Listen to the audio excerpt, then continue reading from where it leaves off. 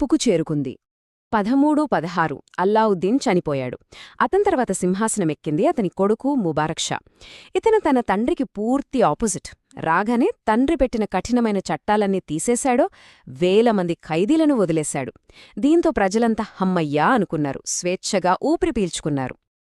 అయితే ఈ సంతోషం ఎక్కువ రోజులు నిలవలేదు.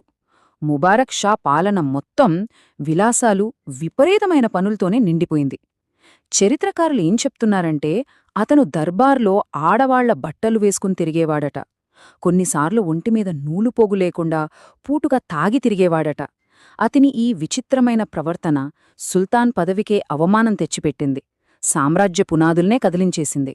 చివరికి 1320లో ఇంకో ద్రోహం జరిగింది. అదే ఖిల్జీ వంశానికి ముగింపు పలికింది. ముబారక్ షా తను ఎంతగానో నమ్మిన తన ప్రేమికుడు, మంత్రి అయిన ఖుస్రోఖాన్ చేతిలోనే దారుణంగా హత్యకు గురయ్యాడు. చూడండి, ద్రోహంతో మొదలైన ఖిల్జీల 30 ఏళ్ల రక్తపాత పాలన చివరికి ద్రోహంతోనే అంతమైపోయింది. మరి ఈ ఖిల్జీల కథ మనకు ఏం నేర్పిస్తుంది? కేవలం ఆశ, భయం, ఈ రెండింటి మీద కట్టిన ఒక సామ్రాజ్యం ఎప్పటికైనా బలంగా నిలబడగలదా? ఈ ప్రశ్నతోనే ఈ కథను ముగిద్దాం. ఆలోచించండి.